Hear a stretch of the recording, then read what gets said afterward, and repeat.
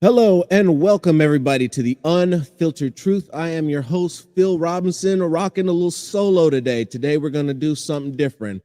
I have got a great interview for you today, a conversation with my man Charlie Young. Charlie Young is a gentleman that I met while I was at the Eagles press conference on Radio Row, and he's got a story. He's got a whole life full of stories and experiences to share. And not only that, he happened to be a very good football player to boot and an even better person. So when we get back, we will have Charlie Young.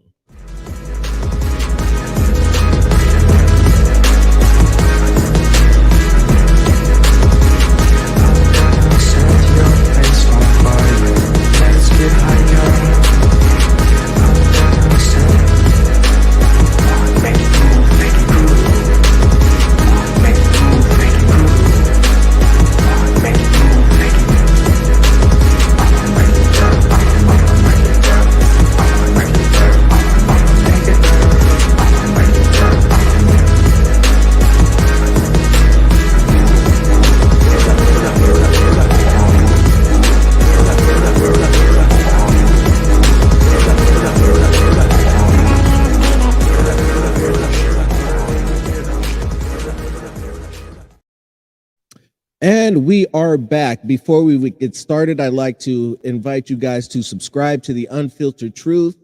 Let us know what you think. Tell a friend. We got a lot of good content. We do what we do here because you deserve better. There's too many narratives being spun, too many untruths being told. And here on the Unfiltered Truth, we like to get it to a nice, simpler form of media where we just keep it to what it is. But without further ado, we have the College Football Hall of Famer, the 1972 national champion, with the USC Trojans, the 1973 runner-up for Offensive Rookie of the Year with the Philadelphia Eagles, Mr. Charlie Young. Welcome to the show, Mr. Young. Well, thank you very, very much, Phil. I must say this, though, when we get started. I wasn't the runner-up. I was the AP. There was two polls. It was the AP and the UPI. I was one, and Chuck Foreman was one. And I had a tremendous beginning to my career in the National Football League. And but let me give you a little background and let me season the story. I grew up in a place called Fresno, California. I don't know if your audience know where that's at. You know, that's in the valley. They do. They do. Very familiar with Fresno. We call that the Central Valley. That valley is so big, they had to cut it in half. The top part is Sacramento Valley, and the southern part is what they call the San Joaquin Valley. And when I came out of high school, I was the San Joaquin Valley MVP in that sport. But first of all, I must give credit where credit is due. Everything that I've done because of what God has given me. And I have no sad story to tell you. I've had some of the greatest parents, no disrespect to anybody else. I had the greatest parents on this whole wide world. I had the best parents. And so I wanted them to know, and that's where all of this came from. It didn't come from me. I'm just a recipient of it. All right. Well, go ahead. Ask me another question. I was going to say, no, well, let's start with your parents that are the greatest parents in the history ever, because I'm pretty sure mine are pretty good too, high up there on the list. But listen. Now this is the Unfiltered Truth. Now you brought this up. We're going to explore this. All right. Tell me about your parents. Okay, listen. I had the greatest parents in the world. Like I said before, no disrespect to anybody else. You know, no disrespect. This is my opinion. And my opinion was that my parents were the greatest parents. First of all, they loved me. Now, I'm going to get ready to tell you a story. And I don't want you to think lowly of them or as they say, don't judge the book by the cover. Okay. Now, my parents, my mother and father, they were in the drug business. and they were very good at it. They were the Mhm. best. And like I said, I don't want you judging. No Now, judgment here. If you're gonna do okay, now something, be the best at it. they were the best at it. Now, this is what they did. They drugged me to Sunday school. They drugged me to church. They drugged me to afternoon service. They drugged me to night service. They were in the drug business. And they knew that being a brilliant black man such as myself, that I was going to have a hard road to hoe in the land of the free and the home of the brave. Now, this is, you did call it the unfiltered truth, didn't you? I And sure that's did. what it is. That's what Yes, it is. sir. And so you can just look at a person like me, and you can see I tend to be I tend to be that you said that Raider color complexion, and Mhm. so you have some challenges as you grow up, and I had some challenges. Okay, that's what I mean by in the drug business. Got you. Hmm. No, I appreciate it, and that's excellent, and that type of focus is what helps you get through. What helped everybody get through those times. I know that that was my grandmother with my mother. Maybe not so much with my mother, but I know that my grandmother is a God fearing Christian woman. God bless her, and because of her, we've all stayed prayed up. So Let me explain something to you. All these things that you see and you make comment to them. I did I did have skills. I did have mhm, credentials. Uh, I think a poet he wrote, "What you do speaks so well, I need not hear what you say." And from a historical standpoint, I have been a champion from Little League all the way to the Super Bowls. I played in 2 Super Bowls, and when I met you, you were at the Super Bowl, yes, and sir. that's how I met you. And why don't you tell the story how we met? Tell that story. So the story of how we met was this, and I'm wet behind the ears, walking around seeing stars, trying to keep myself composed without jumping all over the place. Like, yo, I'm doing this. Like, we're here. This is live. So and I look over and I see a large friendly face, a large black face, looking back at me with a smile. And you waved over me. You waved over to me because as you looked at me, I nodded my head and I was prepared to keep walking, but you invited me to come and stop and to speak for a moment. And as we stopped and we spoke, we saw other young black men walking through there.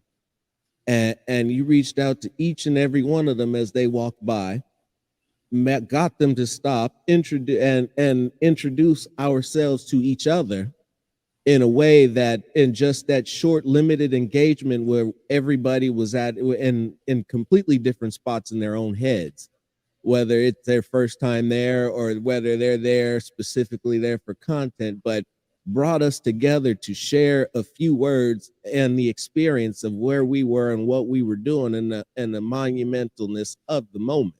Hmm. Now, let me tell you why I did that. Because it has been rumored, it has been said that black people don't speak to each other. And so I was what's the word I'm looking for? I was I was making that statement untrue. And I saw you, and so I acknowledged to you and asked you to, and I beckoned you over so I could talk to you. And as you pointed out, these other black men that were there, the outstanding black men, they were there, but none of them spoke to each other. And so we're all going through the same thing. We're all facing the same trials. At least we can wave at each other and say, hey man, how you doing? Are you making it? you know. And so we started that. And then when you told me that you had, you said, I'm Phil, and I am the host of Unfiltered Truth. What did I say? So that's a dangerous thing. Yes, I did. That's a dangerous thing. I say it's dangerous. When you have the unfiltered truth, you're putting stuff out there that certain individuals don't want it out there. And so you have to be circumspect when you go and do what you do. And so Absolutely. that told me that you were a unique individual, a unique individual.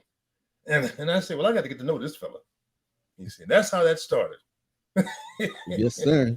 You're right Mm-hmm. about that. I am a unique individual, and it does take a Mm-hmm. certain level of person to bring that out. Like you said, most people don't want to hear the unfiltered truth, and they certainly don't want to get out about themselves.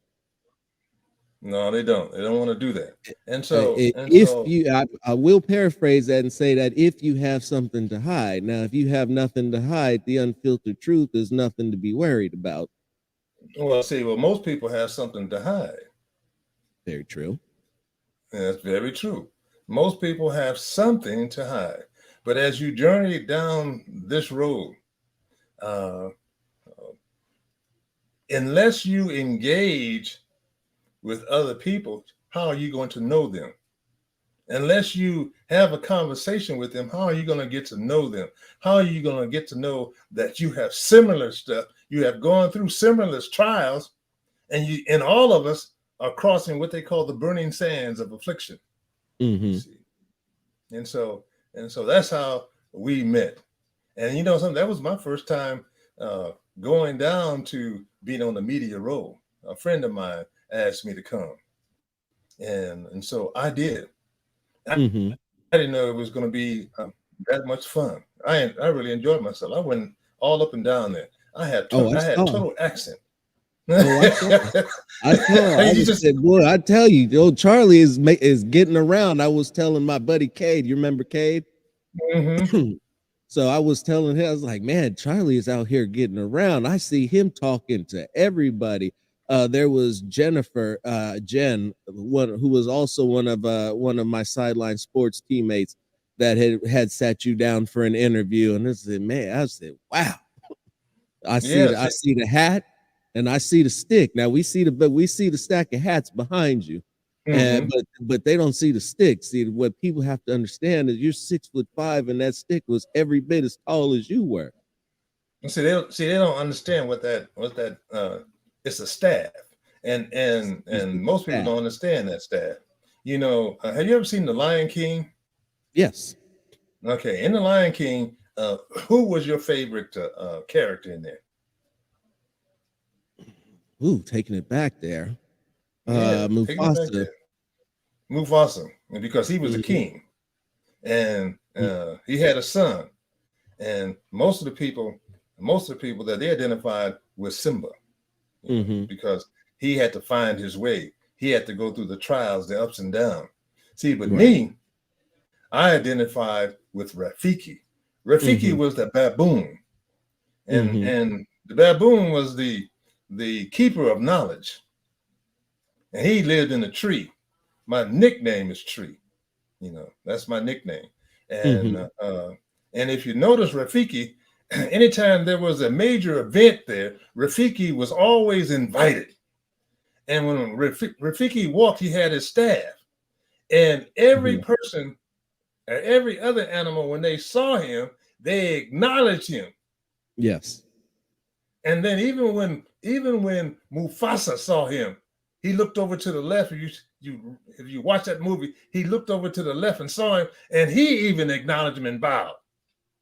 You see, and so when I went in there, uh, you have to act like you belong. Yes. And I went in, and not only did I act like I belong, I act like I was the show. You see, and see, some people call that branding. You know, Mhm. you branding yourself because you're in a group of people from all over the world that was there. You know, I Right. met some people that was from Denmark, some people that was from Spain, some people that was from Australia, and some Mhm. people from we'll call it Oaktown. You know, from all over. And I chit chatted with them. I chit chatted with them just to get to know them, so they can get to know me. And you know, I got a list of cards. I had a whole file of cards right here of all the Uh, people I met. sure. Put me to shame, Charlie. Go ahead. Bust out the hundreds and hundreds of cards you got. No, no, no, no, no, no. See, the cards are right here. See, these are the cards. Let me tell Yeah. you why I got those cards. Because I was going to school, Mhm. and I'm still going to school. And in there, they were telling me something about cross promotion. You Right. see, and so and I'm learning. Uh, when I was coming up, they used to have this old saying called "A mind is a terrible thing to waste." Have you ever heard that? Yes, I have. I said most of the historical black colleges, they have those saying. They have deep rooted sayings in there. You see, and and so they have history, and they tell you that history, and that history is good to help you to get along. See, when I was coming through, uh, they sort of directed you away from the historical black colleges. And why is that? Because they didn't want you to be aware. They didn't want you to get the unfiltered truth. You see, they want you to live his story. And so, I fell into that we'll call that propaganda. I fell into Hmm. that, all of that type of stuff. But uh, it was meant for me to travel that road, because if I hadn't traveled that road, I probably would have never met you. Right. You see, and see, I I wouldn't have had an understanding about we're congregating in this media room, walking around, and whether it was the Philadelphia Eagles, whether it was the Kansas City Chiefs, or whether it was in we'll call it The Roger foot. Goodell's press conference, and all of those things. And I wouldn't have gotten to know the high security, and so Mm. I knew them all. And I was just walking in with my staff. Everybody knew that staff. everybody, Ah. every, everybody knew that staff. So now it's so incredible because you're right. Everybody knew that staff, and not only that, but you can spot it out from a mile away. For as big as That's that right. convention hall floor was, I could look at one of the corners, and as soon as up there he goes right there. That's right. That's right. And you stand out. Brilliance always stand out.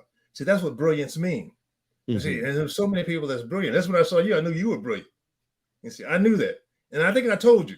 You probably laughed at me when I told you that, but to see, brilliance knows brilliance. When I Yes, was it growing does.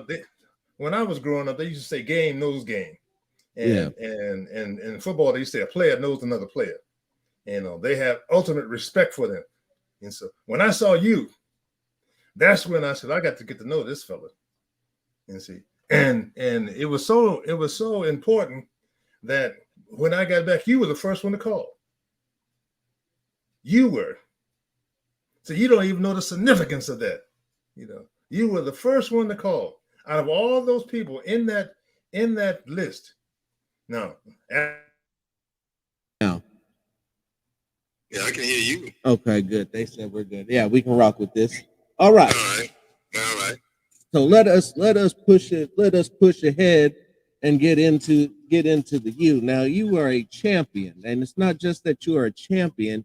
You also were part of the integration of the African American into collegiate sports. Now you were one of your 1970 team, I believe, was the last team to play the all-white Alabama team, Yeah. and it's what's that? You want to hear that story? I would love to hear that story, and it spawned a movie, Against the Tide. Did you ever watch that Yeah. movie? Now Yeah. I'll be honest, I didn't watch it. I didn't get a chance to watch it, but They doing another movie about eh, that. are they? Mm-hmm. It's going to be by a Village Road show, and the same company that did The Matrix. Mm-hmm. Mm-hmm. They're doing. Uh, a book was written, and so they've taken that book and they are doing the story off of that book. And so, and then there's a documentary being done, and one of the questions that were, this is the unfiltered truth, right? Absolutely, it is. They said, was there any racism on that team? And in 1970, see, you weren't even born then. No. You had no idea what the struggle was like.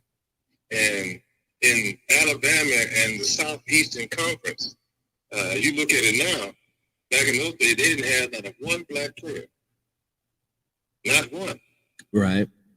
And so they tell the story that SC went down there, and a friend of mine, Sam Cunningham, God anointed him, and he went wild. And he ran all over, around them, threw them, and scored all those touchdowns. And the legend or hyperbole goes and say that we got to get us some of them. That's what they tell the story of how it went. Now that's when they went down to Alabama, not when Alabama came out to the Rose Bowl. No, Alabama. The 40. They didn't play us in the Rose Bowl. The 40 or that, excuse me, I think it was 40 to 19 victory. No, not us. That wasn't the 1970 team, and well, then I need to reread that information. No, it was, excuse me, it was Tennessee. Excuse me, 41 to 14. I never played on a team that got beat like that. No, not beat, not beat. You beat them.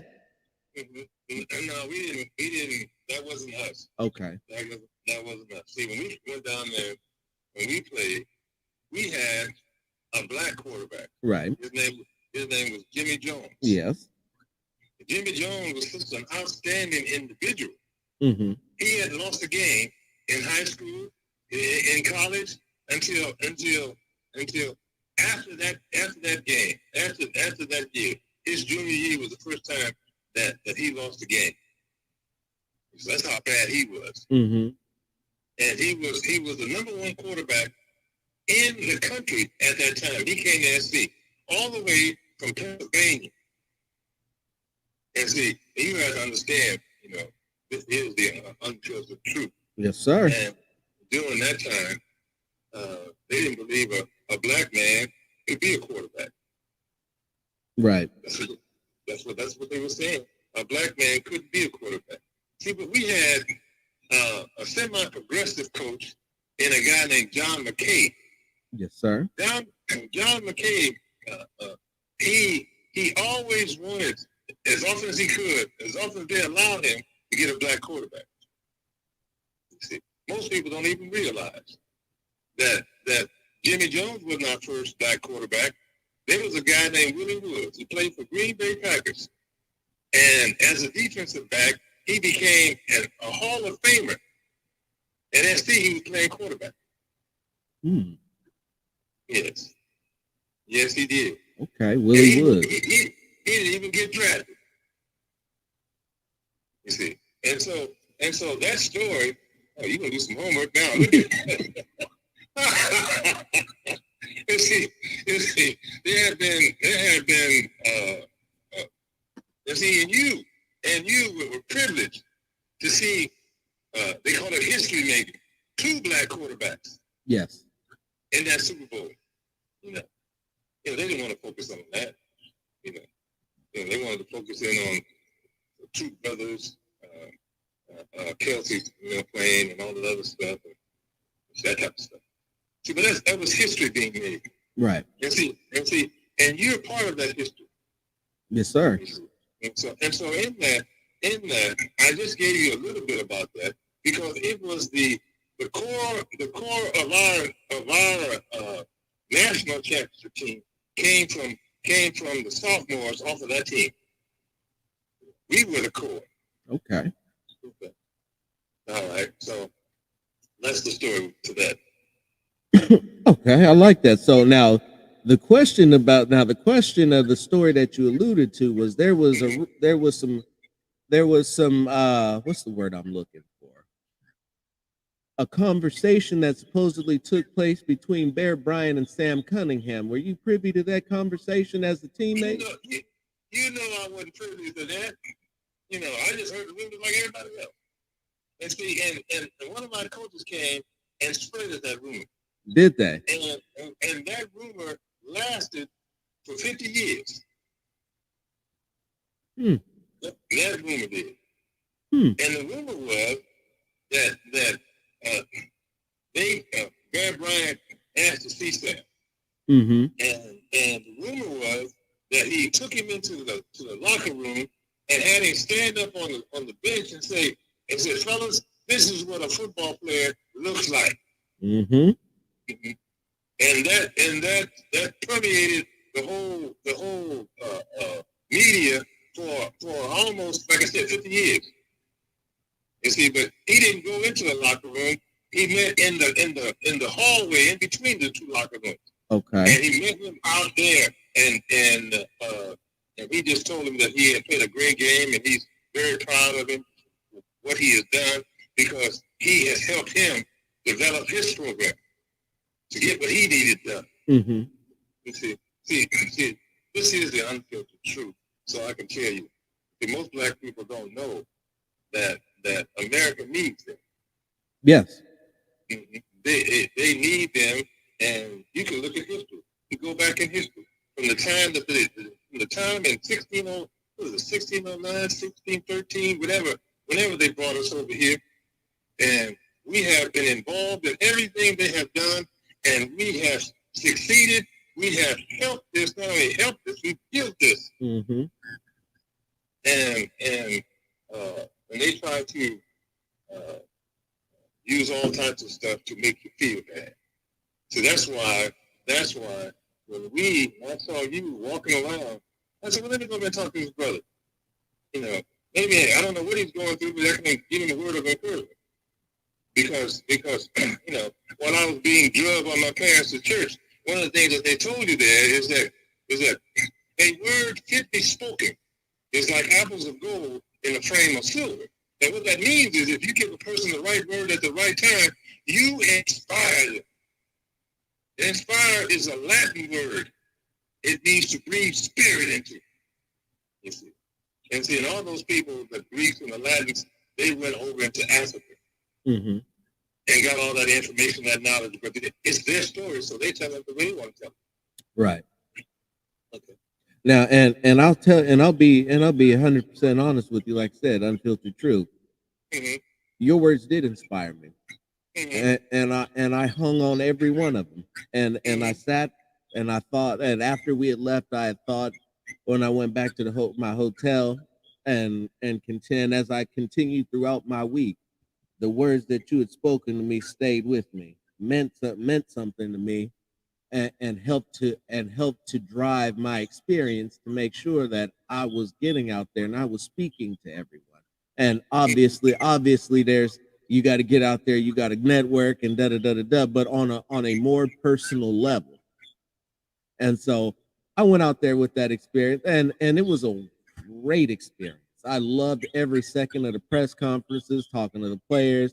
But I actually didn't do a whole lot of interviews out there on Radio Row. And the reason why I didn't do a whole lot of interviews out there on Radio Row was because I like to sit down and have a real conversation with people and talk about things, get to the unfiltered truth, see what makes people tick, see what they think about, see how they feel about things. And we're not going to do that in 15 minutes. Mm-hmm. Well, you can get an understanding in a few minutes. You see, people are always reading. Mm-hmm. People are always reading. Say, well, I don't read. They always read.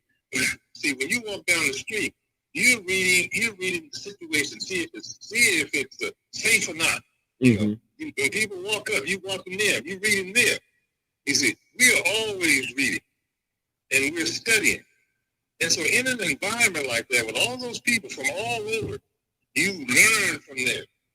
I went in there, and I saw what was going on, and I just jumped right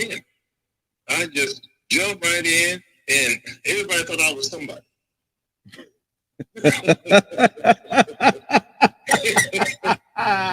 Hey, you ain't lying there, brother. I said, who is this man with the staff? He must be who he is. I have no idea, but I'm about to go over here and find out. You know what they said. I can't say it on the radio. Yeah. But they would say, who is this? Yeah. With his Yeah. Wow, they let him walk up in here with that staff? That's well, right. He must be somebody. I walked up in with that staff, and I went to any and every table that I wanted to. Mm-hmm. And as a matter of fact, even Shaq Daddy came up there and wanted to take a picture.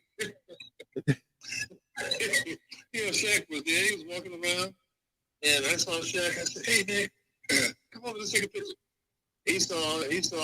Shaq he's a good guy. He just came on over there and stood up. He said he probably said who is this nigga?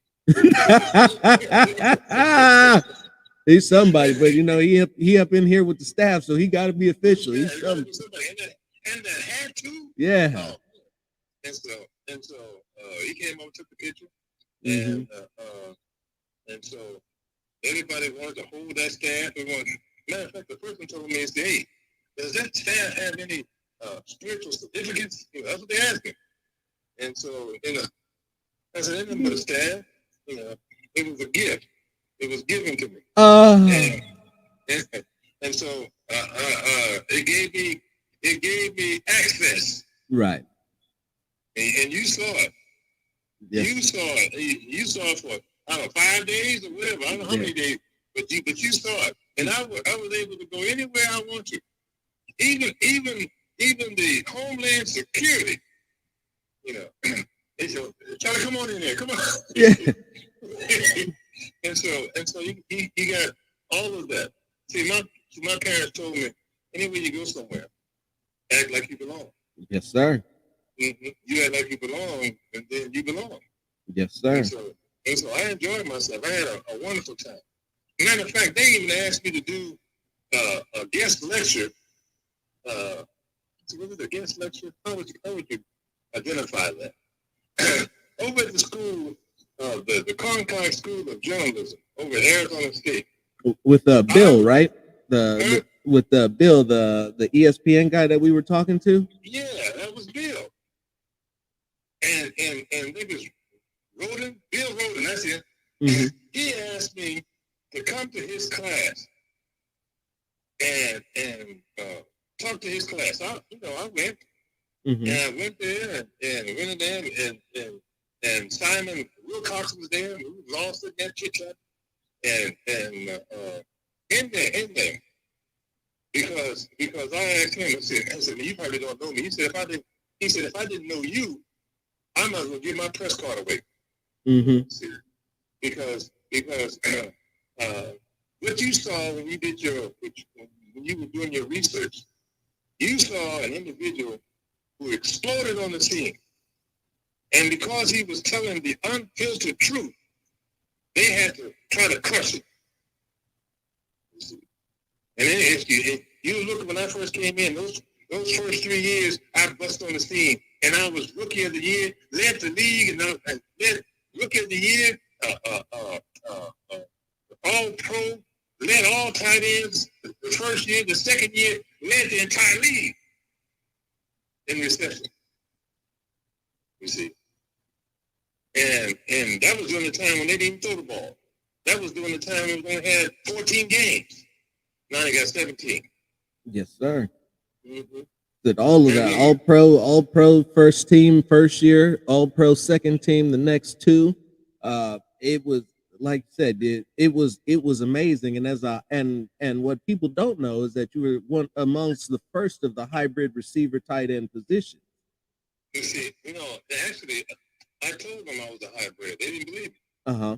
You see, what you don't know is that this hit me very well. When I came into the league, and I came under the what we'll call the tutelage, or during the time when there was this guy named Muhammad Ali. Mm-hmm. Muhammad Ali came out. He said, "I'm the greatest." Yes, sir. And he went out and he did it. You see, most people don't realize. They don't realize how powerful the mind is. They don't realize that. They do not realize it. When I was going to school, they say people only use about 10% of their brain. They probably use about 20% now. Mm-hmm. And see, but what about the other 80% they're not using? You see, the 80% they're not using. You don't know what you can do. You see, and everything that you have doing now, and all the stuff that you have, all that computer equipment that you got, all that technical stuff that you have there, That has always been here. Right. But we hadn't graduated enough or matured enough to put it together. Well, think about that. No, that. See, all this, like we on the phone now talking all that stuff. All this stuff that they use for these phones and stuff, they come from Africa. Mm-hmm. In the Congo. That's why they was over there just blowing that place up.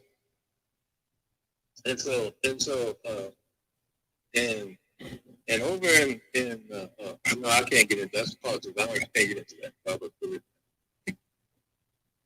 Okay, hit me with another question. But okay, so we're rolling into that. So as you spoke, now this was the part. So we'll transition to the professional career that you started with the Eagles. You were balling out, become national champion. You had a semi-down year, and then were involved in the trade for Ron Jaworski, the Polish rifle.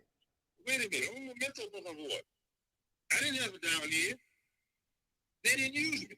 They didn't use you. That's right. They didn't use me. See, I don't have a down year. Mm-hmm. You see, it is how it's been. You know, mm-hmm. if I don't use a person, then his value goes down.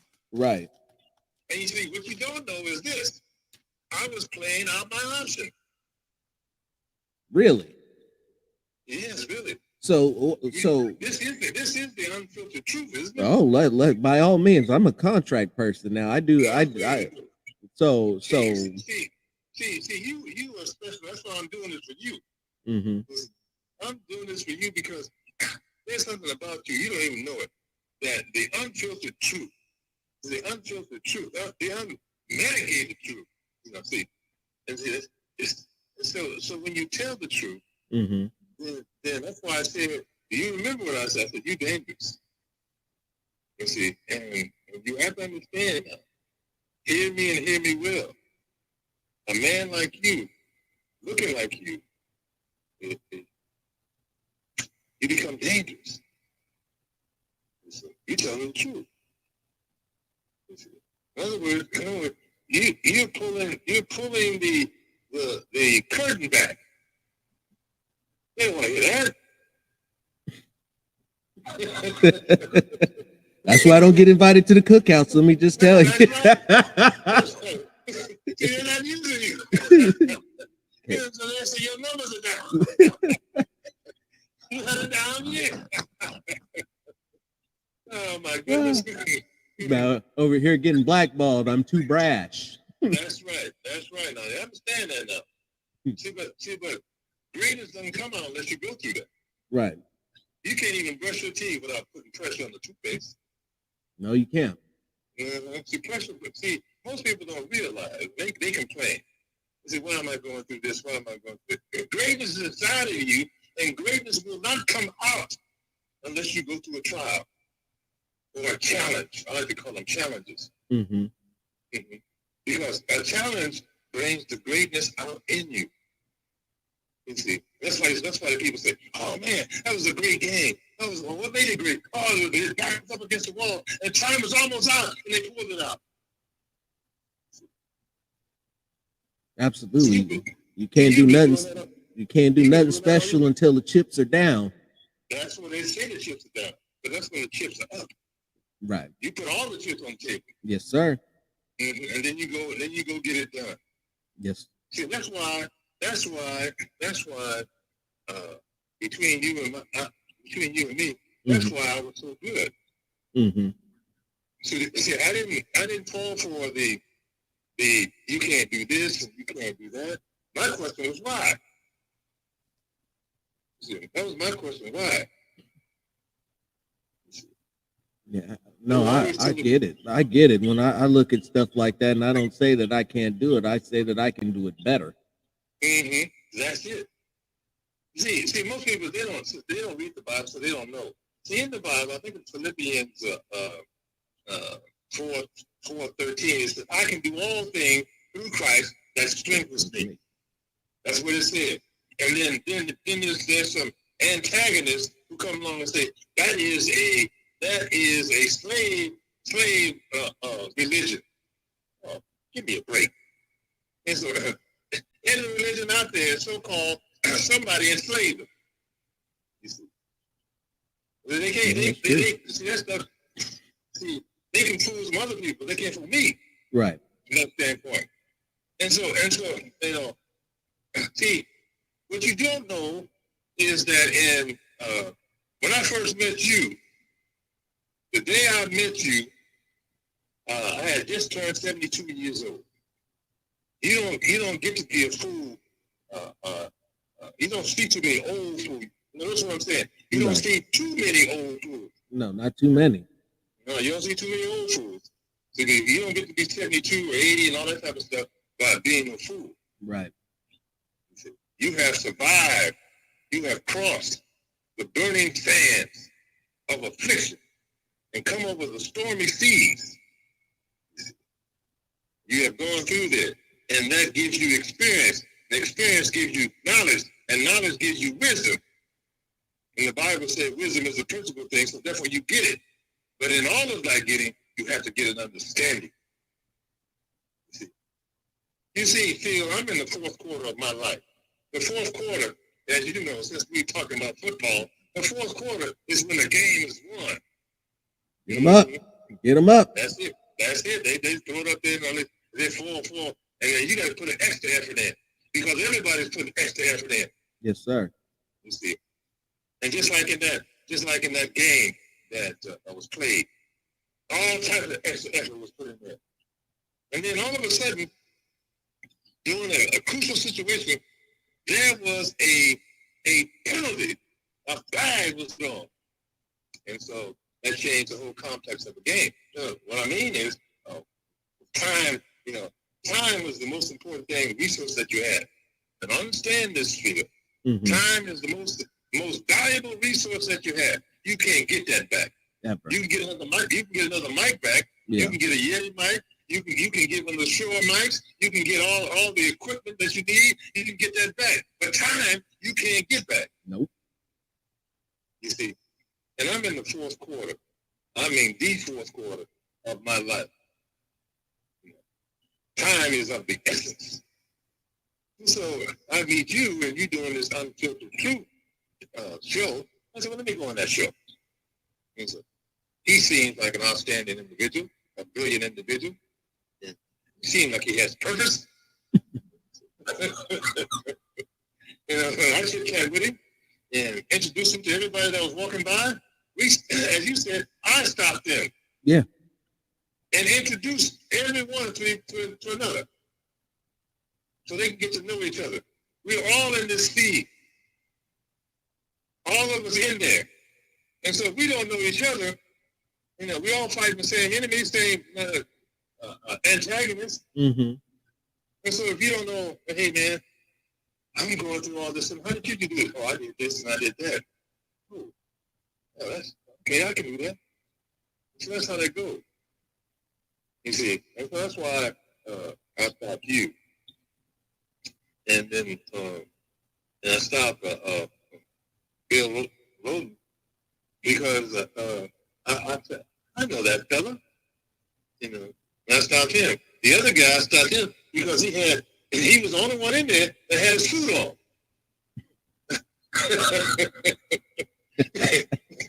Hey. And I stopped him. I said, man, look at you. Look how distinguished you are. He said, well, look at everybody else on here. But look at you. Found out he owns a station in the LA area. Mm-hmm. Mm-hmm. And all of that. And he's a brilliant man. You see, and I see all these black people in there that were brilliant, but nobody tells them that they're brilliant. And so I start telling them that they were brilliant. I said, man, you stand out. What do you mean you stand out? When I say that, I say, you should probably tell it to everybody. I said, no, look at this. I said, look around here. I said, you, look around. How many people in here has a shirt and tie and a suit on like you? He said, no, none. I said, you stand out. And that's what brilliance is. Brilliant means that you stand out. You like a brilliant light. Mm-hmm. And so we chit chatted, and they had to stop and think. Just like you did. It's like you have to reflect on it. And you pause on it. And out of all those people that you met, you must have seen over, I would have to say, over 1,000 people. You did. Over 1,000. Those times that we were there, and as you looked at them and evaluated them, you said, dang, those all the people I met, ain't none of them like that Charlie Young. Not a single one. That's not a Not a single one. See, Charlie Young walked in there with that Panama hat on and that and that staff. Not just a staff, it was a polished staff. And it stood out. And it gave me what they call, I had pep in my step and a glide in my stride. Yes, sir. Mm-hmm. Yes, sir. So, a smile on your face and a song in your heart. That's it. That's what I had. And I met everybody with that smile. Because I don't know what their day was. Mm-hmm. What type of stuff they were going through. But I was going to brighten up their day regardless of what. If they like it or not, I was going to brighten up their day. Yeah.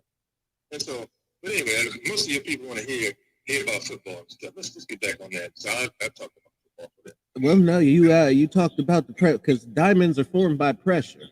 And so you left the Eagles after the trade, you left the Eagles and went to the Rams. And I believe what you told me was you ran into a 3-year stretch where death did abound. No, death didn't abound. No. At the Rams? No. They didn't abound. No. See, I looked at it. It was a respite. Uh-huh. It was like taking a vacation. It added value to my life. You see. And so I had to go through that. Just like a caterpillar, goes eat all the stuff and get all big and fat and all that stuff. Then he goes through an incubation period or what they call that, when he goes and he cocoon and then he comes out and he flies. When I came out of there and I went to the 49ers, we went to the Super Bowl.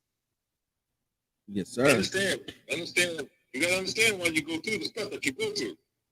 Because if you don't go through that, how is greatness going to come out? And I had to get to the point. Of understanding who I was. And I went from the Eagles. And this has never been done before. You can do your research. It has never been done before. A tight end traded for a quarterback. No. 1-on-1. Nope. Player for player. That did not happen. So that tells you right there, it tells you the value that I had. A quarterback is the number one piece on the football field. A quarterback is the highest paid player. But they didn't want to pay me. Didn't use you, then traded you for a QB. No, first of all, this is what they did. Back in those days, they had you sign these contracts, and then you had an option year. The option year was for them, right? Whether they're going to keep you or not, right? I did everything they asked me to do. I excelled at everything. I met the press and did all that type of stuff. Brought copies in. People were interested in the Eagles and all that type of stuff. And then when I went in there and asked to be paid, all of a sudden everything shut down. And then they got rid of the coach that I had, right? And brought in another coach. And we will change the name to protect the innocent, okay? And they brought this coach in, and they put special people on me to evaluate me and all that type of stuff. And so they wanted to see exactly where I was. They knew I was from SC, from the West Coast, and I wasn't the typical black from the South. And I had not totally been indoctrinated. I've been indoctrinated, but not totally. Right. And so I was able to I gotta say that I made a terrible mistake. I went to class and learned. and so I understood the value. Well, I thought I did, and but I didn't know the whole ramification of what was going on. Mm-hmm. And so I did everything they said. Then I wanted to be paid, and then I told them what I wanted, and it came to an impasse. Couldn't do it, and so they decided that they would trade me to Los Angeles because I was from there, mm-hmm. and then they would trade Ron Jaworski to Philadelphia because he was from that area. So that's how they was going to do it. And see, and they traded previously before I got there. They traded this guy named Roman Gabriel for a couple. I think it's 2 number ones. Harold Jackson, who was an all-pro receiver, and 2 other guys. So when I come out, they traded me 1-on-1 for Ron Jaworski, and Ron Jaworski was at that radio row. Yes. And we did a little talk about that. So how did that now? Knowing that story now, but not knowing it then, because had I known it then, I would have had to have gotten you two for that connection together to hear that story.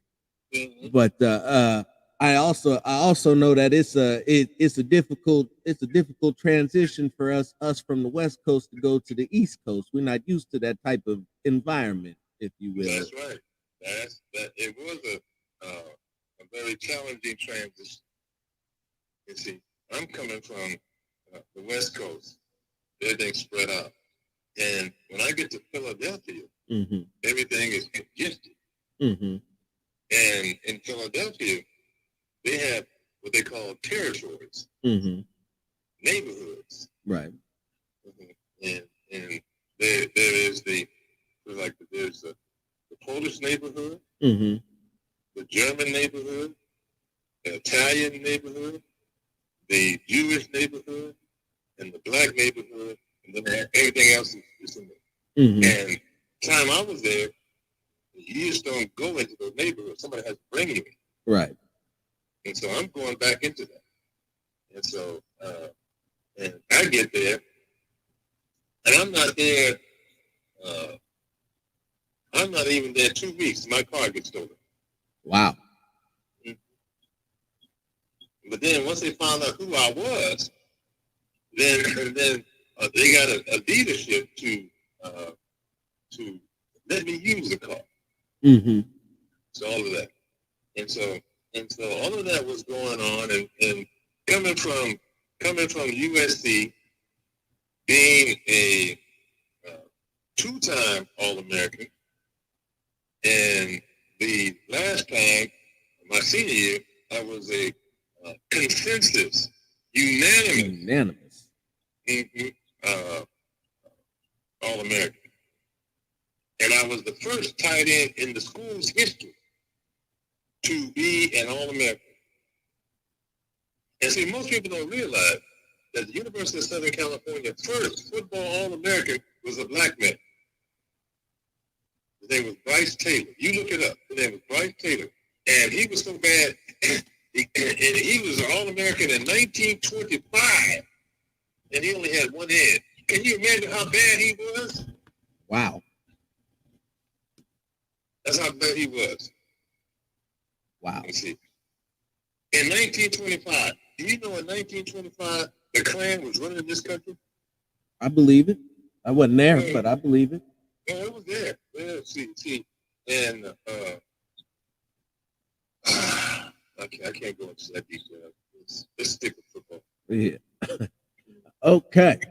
So we got to San Francisco. We've got San Francisco in 80, I believe. It was 80 or 81. 80, and then you won in 81. I got there in 80. Right. When I got there, they were 2-14. And no, they were, and you got it turned. You helped them get it turned around under that was Bill Walsh, correct? Bill Walsh. At that time, Bill Walsh wasn't a genius then. So, what was it like working with a genius, an unrecognized genius? He wasn't a genius.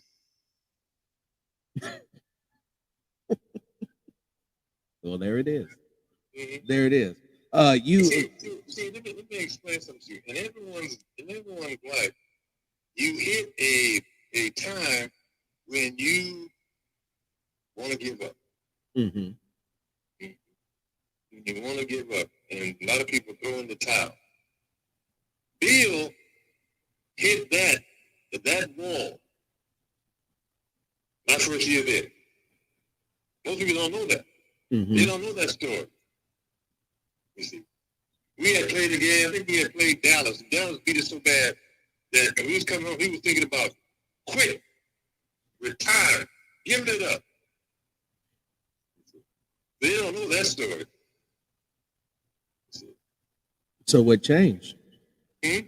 So what changed? How did he get through that with you guys? Well, I told you we had to change the name to protect the innocent. You know, so we'll just leave it at that.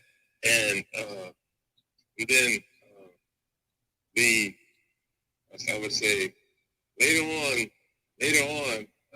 we had played New Orleans. Mm-hmm. And we made such a miraculous comeback. We won that game. And it changed everything. We didn't lose a game that rest of the year. See, we started off 3-0. Mm-hmm. And a lot of people not used to win.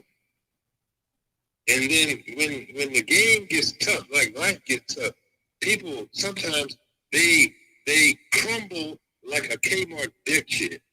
Right. They don't know that this is something to build them, something that to strengthen them. And they didn't have it. Mm-hmm. Didn't have it. See, but the very next year made some changes. They started listening to other people. And as he was listening to other people, then they say cream rises to the top. Yes, sir.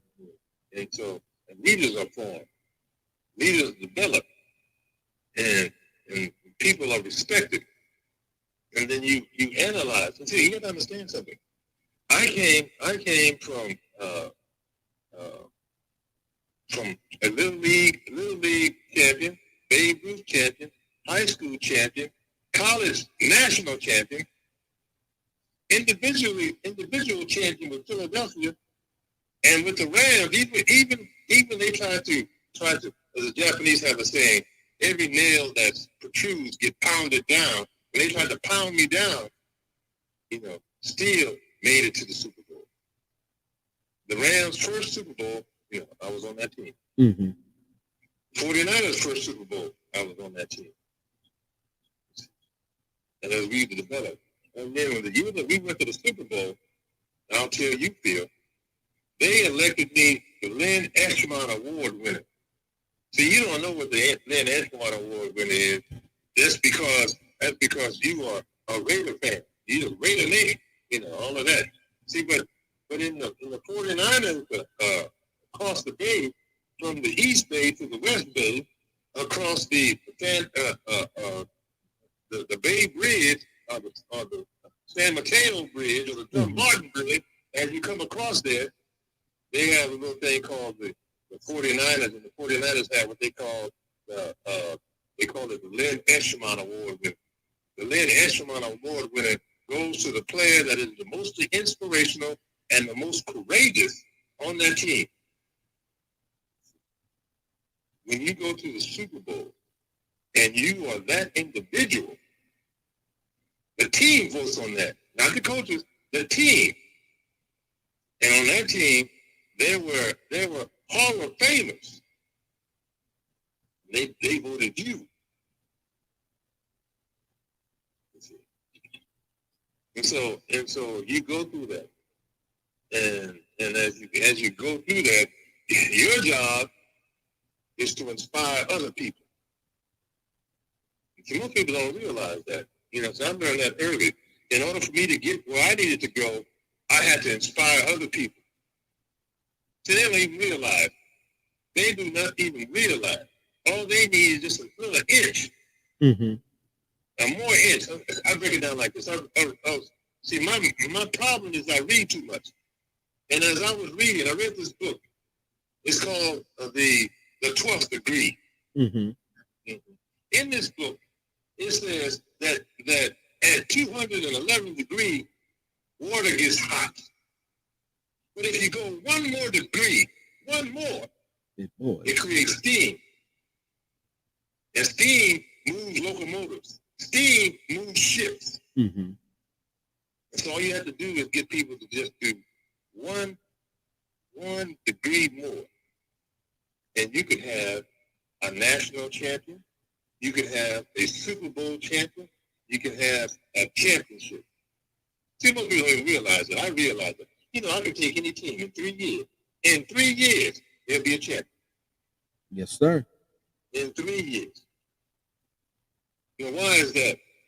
Because how many people on the team? On that Raider Nation team that you had? Mine? Currently I got 5 on my team. No, I'm talking about the Red. I'm talking about you're talking about the actual team, 53. The actual team. Yeah. How many people on that team? During the year 53, beforehand, I think 90. Okay, we'll just take 53. You take those 53. On every team, I'm gonna tell you, good for you, man. On every team, they have 7 leaders on that team. Mm-hmm. And those 7 leaders affect 3 people. They affect 3 people. And those 3 people, they affect 1 person. So you don't need the whole team. Right. All you need is 7. Right. And so you take those 7 and watch the addition. Watch the addition how it comes.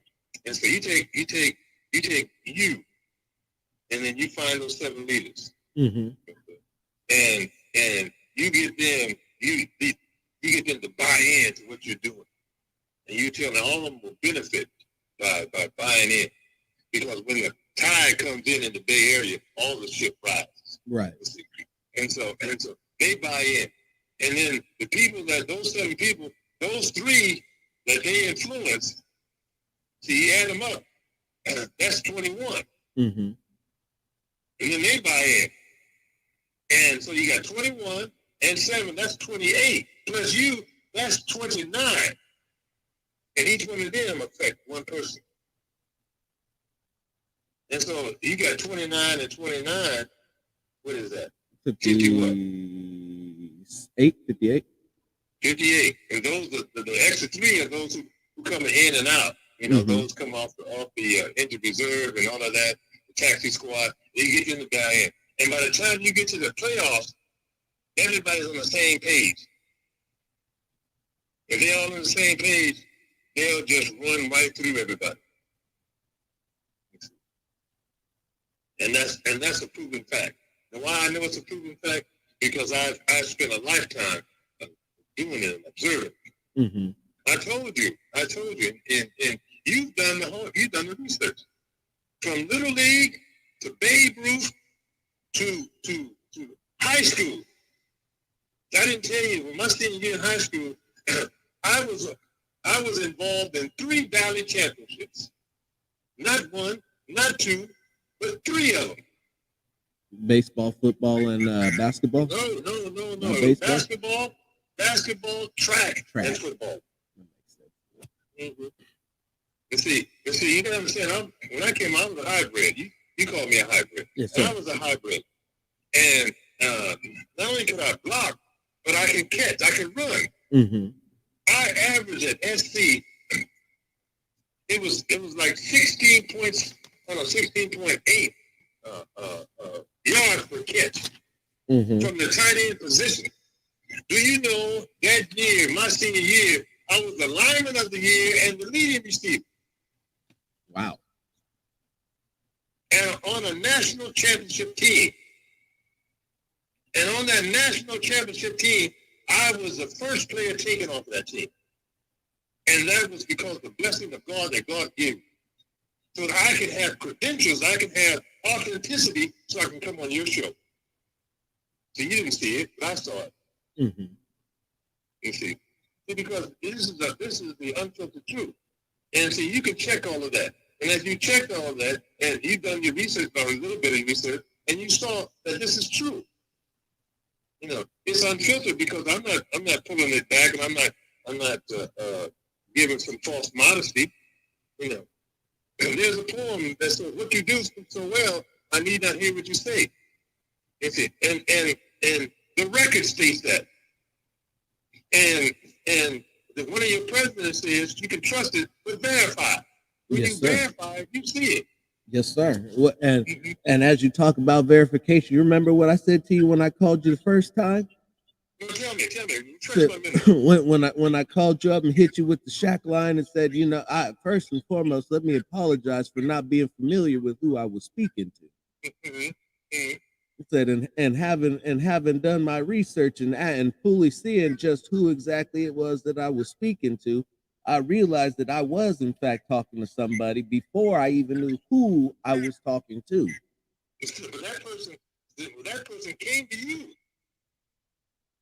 You see, that same person stopped what he was doing in the midst of that whole crowd and walked over and saw you and beckoned you to come over. That same outstanding person that you found out took the time to introduce himself to you. You see, that's how important you are. So you don't even realize how important you are. I can break it down for you. Let me break it down for you. You don't mind if I go into a little biology, do you? No, by all means, please. Okay, let's see. I don't care what people say about their parents, their daddy, or whatever. You had outstanding people, and regardless of how you got here, you see, a male and female got together, and in that getting together was an explosion, and in that explosion there was sperm cells, 1 million of them, vying for one egg, vying for that seed. And see, most people don't realize the seed is nothing but nutrients to bathe that seed into.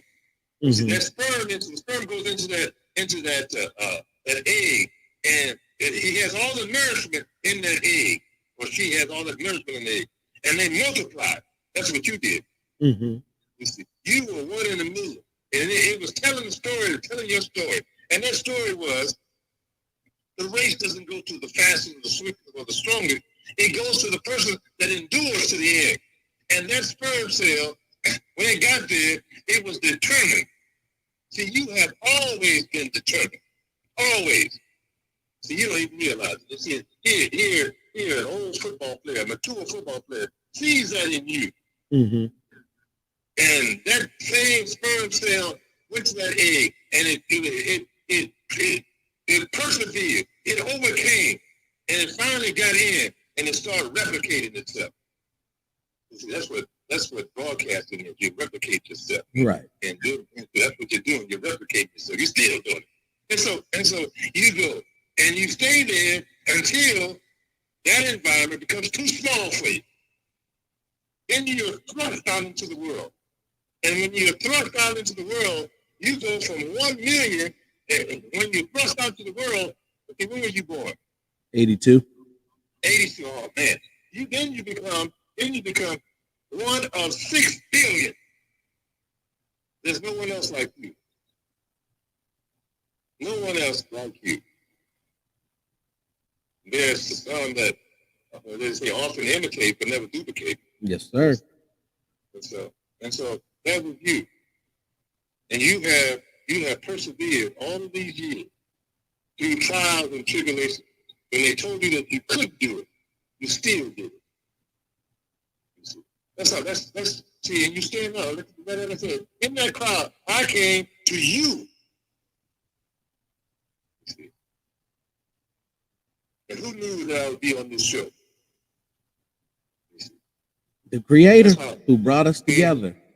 That's right. Because as I walked in there, I while I'm not as old as you are, I'll say in my time, said I've had a reflected, did a lot of reflecting and gained perspective, and rather than trying to go in with a rigid plan, I understood that it's more important to make sure the boat stays afloat than it is to determine which direction it's headed. And I walked in there fully expecting something to happen. Had no idea what it was going to be, but just knew that at some point something was going to happen, and that I needed to be in a position where I could just flow with it. See, with me is when I came there. Let me tell you how it went. When I got up, the guy that invited me there, we had to go get our credentials. Right. We go get the credentials, and it was like God's hand was on. We just walked on in there. It was a perfect time. Wasn't a lot of people there. We went up there and found this person that was to help us. And remember this. I was told by some wise old people. They said you can catch more flies with honey than you can with vinegar. Yeah. And so I go in with a smile. Right. And I got my credentials right away with no problem whatsoever. I got my credentials and boom, boom, boom. And then we went from there. Then we went all the way over to where the Kansas City was having their Scottsdale. That was Scottsdale, wasn't it? Yeah. And we went all the way over there and walked on in and we chit-chatted and said hello to everybody. And they gave you carte blanche and told you where to go. And I'm walking with my staff. And as I'm walking with my staff, glance outside of my eye, and I'm saying, wondering what that staff is. And they look at that staff. It wasn't a small staff. It was a tall staff. Big, long staff.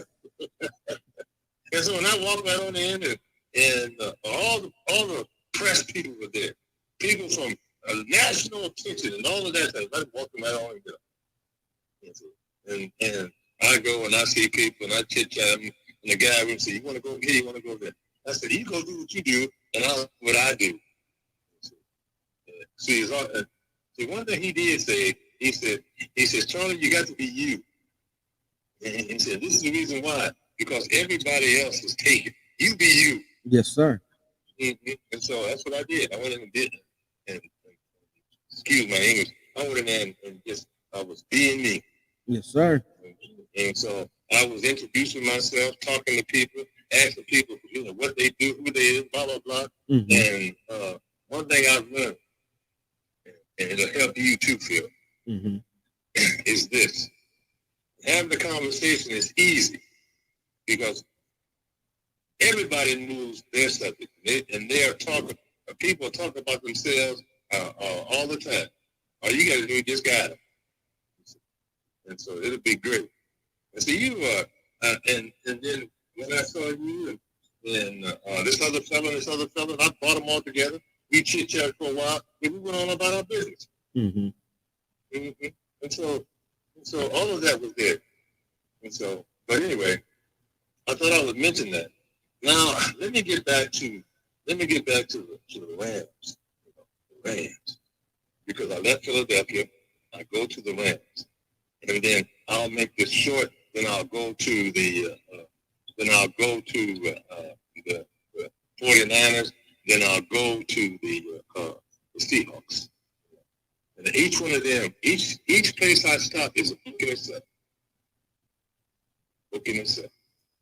Now, the Rams. I was sent to the Rams to break me. I was sent to be broken. At the time, there was an owner there. Name was Carol Rosenberg. You can do the research later. And they brought me in. And there was a coach there named Chuck Knox. Chuck Knox has been his entire career. He always wanted me on his team. Because back in those days, the team that lost the championship game, they were the ones who coached the Pro Bowl. Mm-hmm. The Pro Bowl used to be after the Super Bowl. Right. And so everybody could play, not just they didn't punish the Super Bowl winners and the Super Bowl participants. They didn't punish them like they're doing now. If you made the team, the game was after the Super Bowl, so everybody could go that made it. And so for 3 years I was on there. You know, my first year I was there when Shaq was the quarterback. Mm-hmm. That was history too. Then the next time I was on there, and then the next time I was on. Matter of fact, the first time I went to Pro Bowl, it was played in Kansas City. And so now Chuck is the coaching of the Rams, and so they traded and get. And I didn't sign with them until the third preseason. Back in those days, they had 6 preseason games. 6. Wow. Well, okay, that makes sense. Mm-hmm. 6 preseason games, and you were in training camp for 2 months. Ooh. Yeah, 2 months in training camp. And so, and as they say, many are called, but few are chosen. And so I went through all of that, and we still have a negotiation situation. I didn't sign until I got an ultimatum. The ultimatum was, he's going to play for us, and you're not going to play.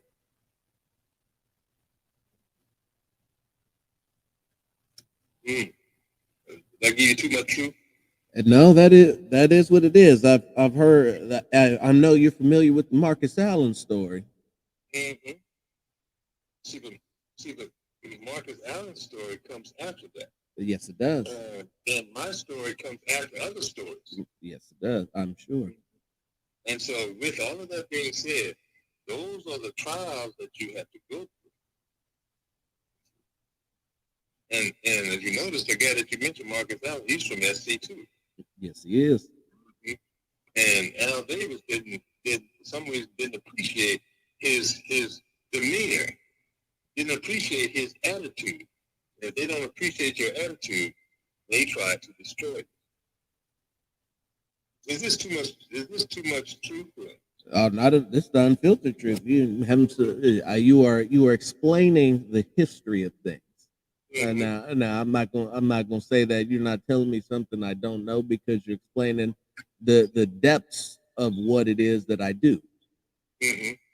And so I know that it would, during that period, it would make perfect sense for them to say something like that to a player of African American descent. And to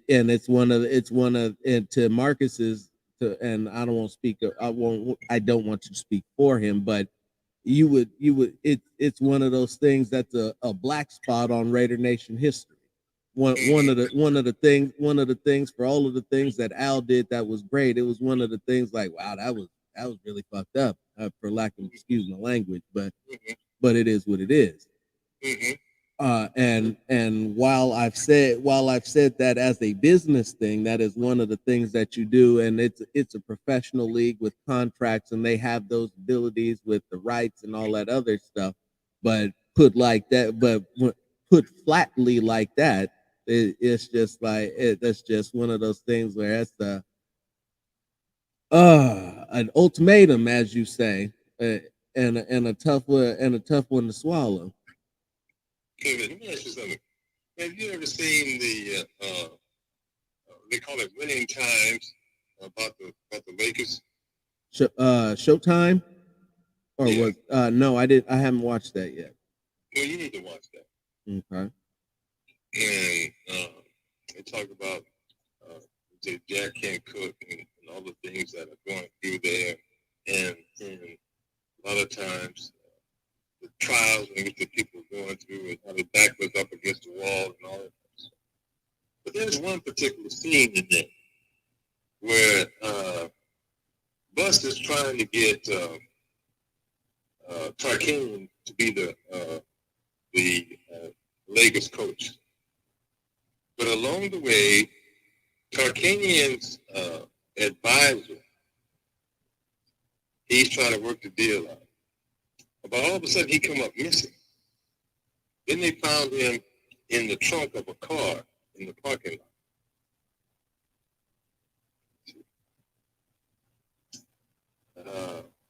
When I was at the Rams, that actually happened.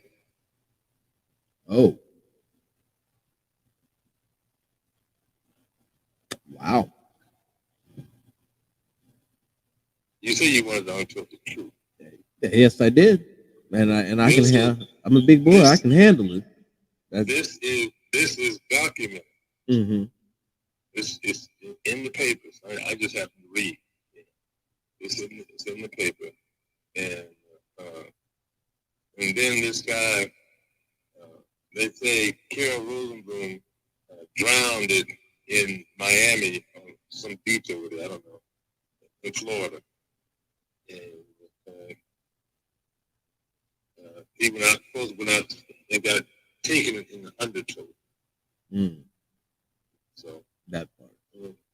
Yeah, and you got to understand, at that time he was 72 years old. Mm-hmm. And not too many 72-year-olds are going to go out in the ocean swim by themselves. Right. By themselves. Right. And then they say he died, and so they did a investigative journalism, and they was doing some research on it. Mm-hmm. The people that did the research, the reporter that was doing the research, wound up dead. Oh boy. It's in the papers. I think the person's name was I don't know, was it Jessica Savage? And so you look at my career, you look at it and you say, well, it was 3 years of inactivity here. What's going on? They didn't use you. And they were teaching you a lesson. Okay. And names protected, innocent. I got you. Yeah, that's why I said that. Okay. So now you got it. Yeah. You had to change the name to protect the innocent. Mm-hmm. You see, when I played, I had exceptional skills. And the people I played against and played extremely well against, they're in the Hall of Fame. When I was at Philadelphia, when I played for Washington Redskins, I had to go up against 3 Hall of Famers every play. 3. Twice a year, still, right? Mm-hmm. And gave it to him. No, it was a mutual respect. I only did what I had to do. No, you misunderstand by what I meant by gave it to him, because as we circle back and take a look at your statistical accomplishments for your years in Philadelphia, especially in the beginning, you balled out and you gave it to him. Those very same Hall of Famers that you mentioned were, for lack of a better word, out there on the football field, just another victim. Well, I'm not going to say it like that. It was just, how can I say it? I was just trying to establish myself. That's all. See, like I said, I had, just like you, I had skills in what I was doing. You see, and I took those skills and I utilized those skills. And then, see, I played football, so my offspring wouldn't have to. Mm-hmm. Back in those days, there wasn't a whole bunch of opportunities for black men. Right. And so I had to find what I could do and do it quickly without being illegal, so to speak. Right. So, and for me, the quickest opportunity was through sports. Mm-hmm. and I played 5 sports. I played baseball. Baseball was my number one. Mm-hmm. Baseball, basketball, football, track, and tennis. I played all of them. And when I came out of high school, I was a scholar athlete. I was what they call, in Fresno, they have an award called the B'nai B'rith Award, Mm-hmm. the Jewish organization. And they gave it to the best scholar athlete that year, and that was me. And I was selected, propelled into the affluence of USC. And I was exposed to all of that. When I went to USC, they said that SC stood for School of Spoiled Children. That all the way back to the 1970, huh? Yeah, 69, really. 69. School, still a school of spoiled children. And I came in as a freshman.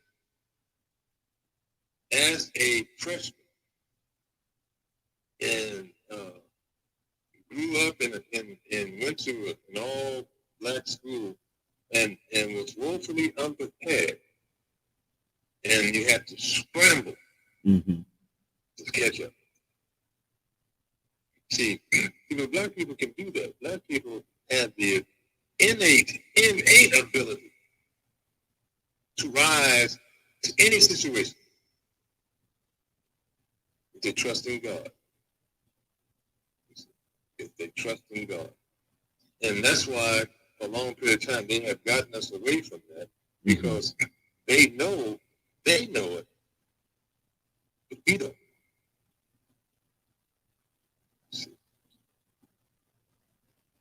And so, because it tells you, and your grandmother, your great-grandmother, and grandfathers and all of that, those who have gone before you and strived, who have been here, who took hell, that you could have a chance. They went through hell to give you this opportunity. So, let's say, in me being the person I am, if they went through hell to give you that opportunity, I can at least go across the room and say hello. I mean, when you put it into perspective like that, it's just the smallest thing to possibly do in order to be where you've been able to get to. Mm-hmm. See, most people don't realize is that you are afforded that opportunity to get there, so you can reach back and fire someone else. They tell us that we have the quote-unquote crab mentality. That's what they tell us. Well, that's, am I saying? No, you say the crab mentality, and the first thing that came to my mind was I ain't never been a hater. I'm like, if I want to see people shine. That's why we are doing this. Mm-hmm. You see, so you don't even realize how important you are. You can't even see yourself. I'm watching you right now. Mm-hmm. You can't even see the expression on your face right now. I can. I got a screen in front of me, but I get what you're saying. No, you can't. What you see, my friend, mm-hmm. is a reflection of you. You don't see you. That's true. Mm-hmm. You see. And they got Photoshop and everything nowadays. They can put anything up there. Right. So as I look at you, I see certain things about you. When things are said, I watch your facial expression and how you go into deep thought. All of that. Mm-hmm. And see. And the mere fact that you were persistent on doing this interview, I mean persistent. You called me 2 or 3 times, and then when you finally got me, then you got a date, then you finally got that, you call me on or you text me on Sunday to let me know to remind me to keep me on and then when you got it, went through having all these challenges, and you still patient went on. See, because those challenges came because they didn't want this to come out. See, you have to understand sometimes when that tells me that it needs to get out. See, I'm in the fourth quarter. I'm a mature man, and you don't really know how much time you have left. Mm-hmm. I don't know if I'm in the beginning of the fourth quarter, the middle of the fourth quarter, the end of the fourth quarter, or getting ready to go into overtime. Don't know. Right. So whatever time I have, they say a drop of knowledge on you. Unfiltered truth. And I'm soaking it all up like a sponge. you keep right on dropping it. I'm gonna keep soaking it up. Oh man, you see behind me. See all those books behind me. You didn't miss a thing. You saw the hat. You saw the 49er blanket. You saw all of those pictures and stuff. You saw all the books and stuff that's there, and everything on the wall. I read them books. Wore those hats. Laid under that blanket. See, and right above the door, that white door, there is a USC picture of the national championship team. National championship. That means you beat everybody. We went undefeated, untested, untied, and we beat people for scheduling us. And see, and we played back in the day when men were men, and warriors stood side by side, fighting the epic battle for football supremacy.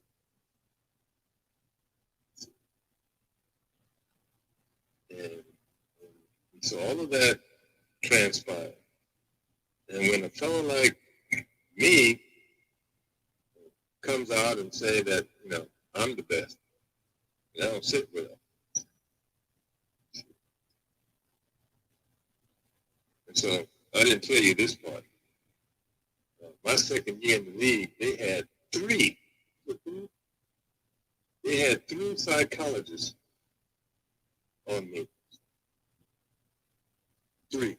You mentioned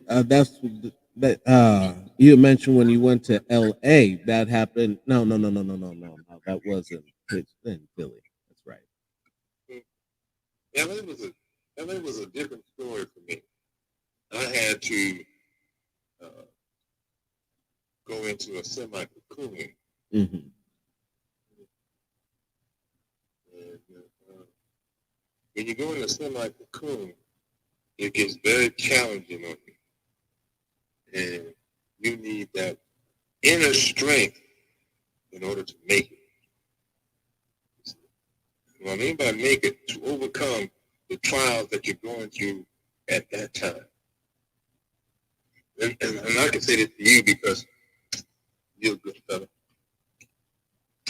Sometimes it got so difficult on me that I had to go on the side of the mountain and just cry out to God.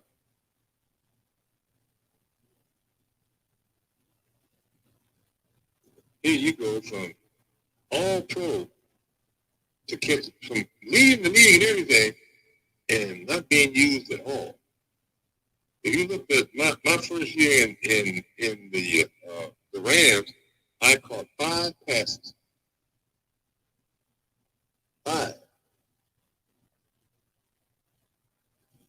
Yes, I did see that. I did see that, and that was one of the in doing my research that was one of the things that I was just looking at, like, and even right here, I have it on my page of notes here. I got what happened with a question mark.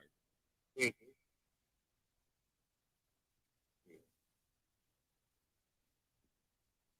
But having heard the story and having the blanks filled in and the answers, given to me that now suddenly brings that whole thing and closes that chapter, if you will.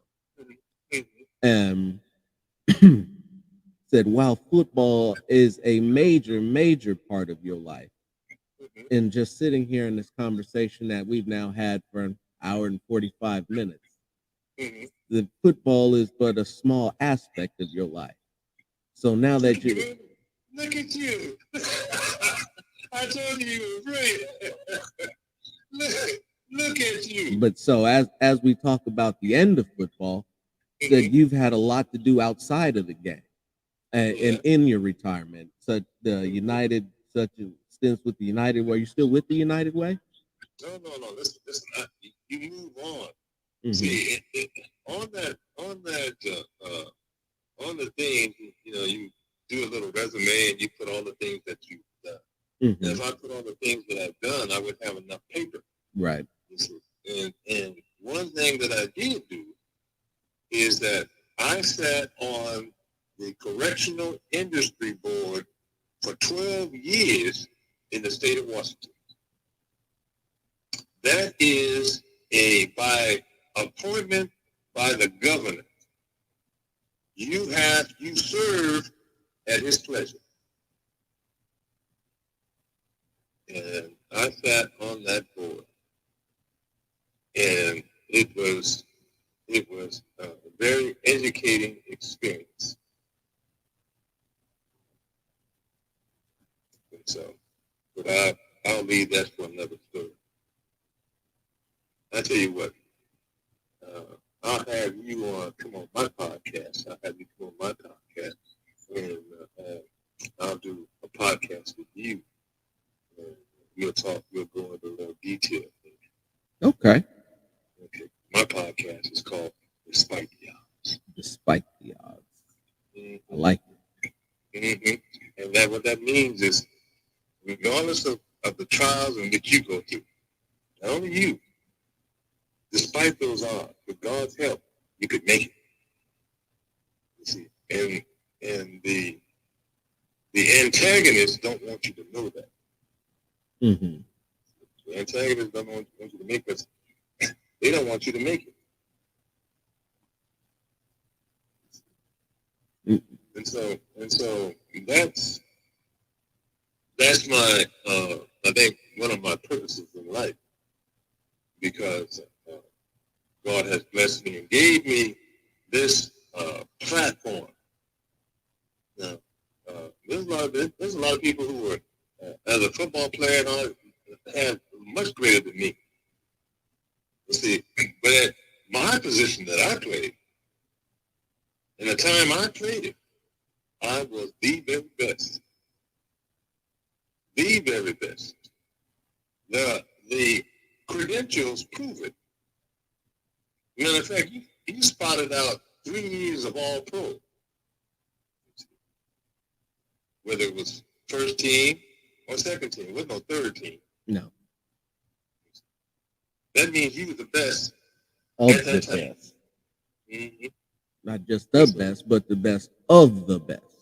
That's right. And I played there.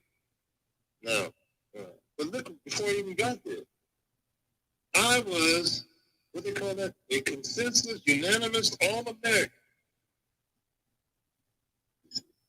My senior year. My junior year, I was just an All-American. Well, just an All-American. Must be nice. That was just All-American. Yeah, just an All-American. See, but that wasn't my goal. I never told you what my goal was. What was your goal? My goal was to be the first tight end in the history of the NCAA to win the Heisman Trophy. I lost the goal. I was told always to reach for the stars. If you miss the stars, you grab the moon. You see, but I didn't anticipate that. I thought they would make some adjustment for me, But SC was a running school, and they've had a whole bunch of Heisman Trophy winners come out of there. Right. But most of those, you got to get the ball to get that. Yeah. And if they're giving you 1.5 catches a game, you won't get that. That's not gonna make it happen. But can you imagine that?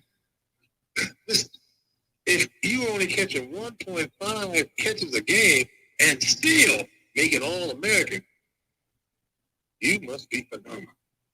When you 16 yards per reception is what you said, I believe, and in a game in a time when they weren't throwing the ball. That's right. And during a time when a tight end was like a glorified tackle. So they hadn't seen anyone like this before. That's why I was the number one draft choice. That's why I was the 6th player taken. And that's why I was the first black taken. In those days, that meant something. It don't mean anything now because, they're going the first and second round, and the talent is there, and you want to use that talent. Right. But for a long time, the guys that came before me, a lot of them didn't go in the first round, even though they had skills much greater than mine. Mm-hmm. They were trailblazers. See, the trailblazers always want to get shot down. They ambush him. Yeah. Yeah, that's true. I've always I'm one of the smart people that said I don't have to be the leader. I'd rather be the second guy. Because the first guy is always the sacrificial lamb. You got that great idea. You blazing the trail. The second guy takes the mistakes that you made and improves. Mm-hmm. See, but my thought was this: I didn't want to be the leader. I just wanted to be the guy that advised the leader.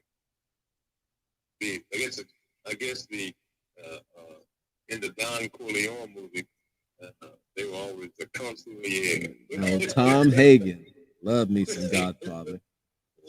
Because no matter who was the Don, he was always there. Yeah. And they respect him, so we're not gonna kill you because we know you. You just Yeah, you just the advisor, like. Yeah, we're not gonna kill you. You go back and tell him. You tell that hard head. What's that guy name? Santino. Santino. Go tell Santino what the deal is, mm-hmm. and make him see the right move. Yeah, see the light. Mm-hmm. Or we're gonna have to take Sonny up out of there. Mm-hmm. Not you, but Sonny. We're gonna get you. Yeah. Sonny's like your brother, but we still gonna get Sonny. Yeah. See, but all of that's good. And see, and with you, understand what I'm saying. You have a tremendous amount of ability and potential. See, once you realize that be you, there's no telling what you can do. And so there's no happenstance, there's no coincidence, there's none of that. God wanted this to happen, and because it did happen. See, and because you're faithful, God rewards faithfulness. And so I agreed to do this, knowing that this would be a dangerous assignment. I read somewhere that said, "I have not given you the spirit of fear, but of power, love, and a sound mind." So, go for it. Bill, is there any more questions that you would like to ask before I journey down the road? No, I think at this point we covered pretty much all the bases. I believe the next questions that will be on despite the odds. Yes, despite the odds. Matter of fact, I am getting ready to go to class now, and I have an assignment to turn in, and so I've got to get that done, and so the professor won't be talking about me like no.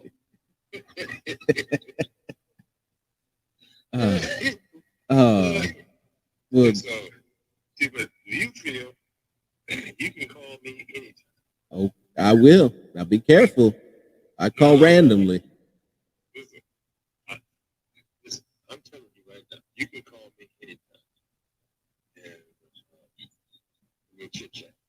right. Because of who you are. Everybody don't get that opportunity because of who you are. And the unfiltered truth. That's a very powerful thing. It gets. Who came up with that name? I did. Mm-hmm. Yeah. Unfiltered truth. Yes, sir. There's no filter on it. Raw and uncut. Raw. So I tried to get you as much unfiltered as I could. And I appreciate it now. And more importantly, I appreciate you stopping short of the information that could have me in somebody's trunk. I got to tell you, I really, really appreciate that. I don't want to end up and I still got young babies. I'm not trying to be in nobody's trunk. No, I'm just saying. No, all I said was, have you seen the winning time for the Lakers dynasty? Right. You know, and I told you there's a scene in there. Right. Mm-hmm. You know. And so, and I did say that do happen. Yeah, which is why I had to specify that. I'm glad that we stopped just short of something that would have me joining them, especially as you mentioned that the reporter who was doing the investigative journalism ended up meeting an untimely end rather sooner than later. Well, you can do the research on that. Oh, I know I can, but for the show purposes, bro, I'm sound mind. I don't swim in the ocean. No drug problems, none of that. So if something happens, you know what it was. Mm-hmm. And that's why there's this particular passage of scripture. And I told you I was drugged to those opportunities. Mm-hmm. And while I was being drugged to these opportunities, I happened to learn this one particular passage of scripture. And it says, found in Proverbs, the 3rd chapter. And in there, it talks about how you can get length of days and long life in that. Mm-hmm. And it tells you to go step by step. And then when it gets down to the 5th verse, it says these words. It says, trust in the Lord with all thy heart, and lean not to your own understanding. In all of your ways acknowledge him, and he shall, not maybe, not if, direct your path. See, with me, I don't, there's pitfalls all over there. And God leads you and guides you around those pitfalls. There are traps being set right now, but he'll lead you around. Up, down, and sometimes over or necessarily under. And that's why we trust him. And see, when our people learn to trust in God, it won't be easy because your antagonist is against you. Mm-hmm. But you will have the strength in order to make it, to meet that challenge. I said, you don't get to be a mature citizen. Yeah, you said 72. That's right. 72 years young. Well, see, first of all, Charlie Young will always be young. Oh, get him. I love it. I love it. Always going to be young. It says so in the name. It says so in the name. And so, you see, most people don't even know what their name means. Most people don't. Mm-hmm. I know what my name is. First of all, it means noble, brave, honest, and kingly. Matter of fact, there have been more kings named Charles than any other name in all of Europe. And I use Europe because we were colonized by the Europeans. Right. And they came and they gave you the names. And so even in their whatever they was doing, that name stuck out. Matter of fact, they have a Charles that's king right now in England. Yes, they do. The same country that colonized, or one of the countries that colonized this nation. Look. Oh, King Charles. I was gonna say, as you said, let's not go down that path before I mess around and end up then disappeared. But King Charles. Mm-hmm. Yes. But But let me finish that, but the spiritual part of it is it means most favored. That's what it means, most favored. So you get favored. mm-hmm. And what you saw when I met you was favor. Mm-hmm. And so that's it. So, matter of fact, I enjoyed myself. I had a chance to relax a little bit and chit chat, and I don't know if we went in the direction that you wanted to go or whatever, but I enjoyed myself. As I circle back to what I said about going to Radio Row for the first time, I said I noticed something was going to happen here. I was going to get something that I didn't know that I knew what I needed to hear, or whether I wanted to hear it. But as I just shot down there and said, the most important thing is to stay on the boat. Mm-hmm. Yeah. As a matter of fact, there was another scripture about this guy named Paul, mm-hmm. and the ship had gone to stormy seas. It was like a sharaka. It was the worst that they ever seen. They were into the Mediterranean, and they were going over to Italy, and the storm was so great, and they got hit a sandbar, and they got locked up on that thing, and they were going to, back in those days, if the prisoner escaped, the people who were supposed to guard them, they would be killed. Mm-hmm. And so some of the guards wanted to kill the prisoner, and Paul was the prisoner. Paul had to get he had to get to Rome. And so, and the boat was rocking back and forth, and it stuck in the sandbars and stuff, and it was falling apart. And the people were going to jump off the ship and go into another place. And Paul had told them, unless you abide in the ship, you ain't gonna make it. So they stayed there for a while, and then once everybody was secure, then those who could swim, they swam to shore, and those who couldn't, they took pieces of the ship and just paddled in to the shore. But unless you abide in the ship of Zion, you don't stand up. Now, I didn't mean to go get that. No, that's real. That is real. But anyway, tell your listeners that I hope they enjoyed this. I am not a Raider Nation, but Al Davis used to teach. He used to coach over at SC. Mm-hmm. Mm-hmm. And because of SC, he got the part ownership of that franchise called Raider Nation. Mm-hmm. And the only reason he got that because he wanted to be the head coach, and they didn't pick him. He got mad. He left and started his own thing. He became Al Davis. Yes, sir. The man that on occasion was dressed in white. Thumb his nose at the league, at the entire NFL. Charlie, it has been an absolute blast and honor, and I've truly enjoyed myself as well.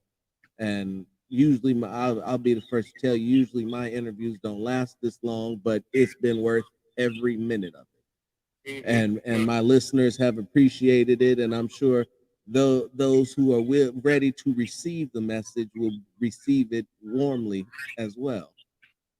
Well, I'll tell you this. I had a wonderful time.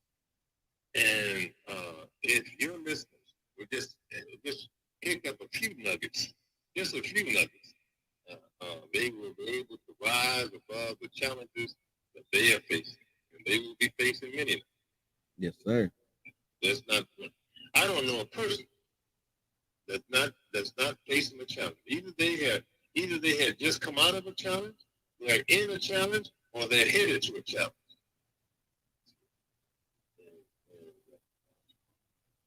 I want to thank you for allowing me to participate on your program. The program is called Unfiltered Truth. Unfiltered. And if you give unfiltered truth, people will grow from that. Yes, sir. People will acquire knowledge from that. And but they have to be circumspect about how they give that unfiltered truth. Because unfiltered truth, in some cases, could be dangerous. It's a very dangerous thing in the hands of the wrong person. But I'm glad it's in your hands, and you're the right person. Thank you. I appreciate that. So, all right, Charlie, I'm gonna let you go. I've taken up a good, healthy portion of your time, and you got things to do, and as do I. So let us wrap this up, my friend. Thank you once again very much, and thank you everyone else for joining us. Thank you for those who will watch this on replay. As always, please like, subscribe, give me an unfiltered salute, help the brand to grow, help us to spread the unfiltered truth to everybody. I'm Phil Robinson. He's Charlie Young. This is the Unfiltered Truth, and we are out of here. Take care.